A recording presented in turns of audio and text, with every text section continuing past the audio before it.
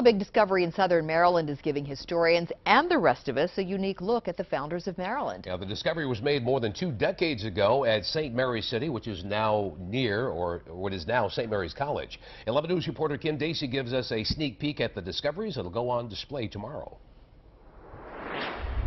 It's a tale of 3 coffins unearthed in the historic St. Mary's City in 1990.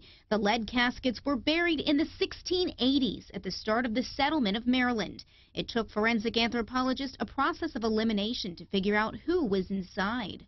After a long series of looking through the possibilities, the only person who came up was Philip Calvert. And he was the youngest son of the first Lord Baltimore, and he was really the most important man in Maryland for about 30 years. Buried next to him was his wife, Anne, and a 6-month-old infant anthropologists believe was the child of Philip Calvert and his second wife.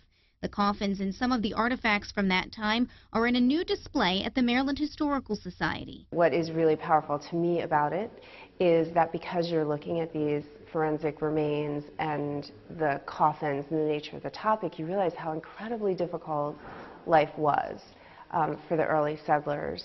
And these are really stories that deserve to be told. Forensic anthropologists are able to learn a great deal about the people and their lifestyle from the remains inside the coffin. For example, Anne Calvert's leg bone shows a huge fracture that never really healed.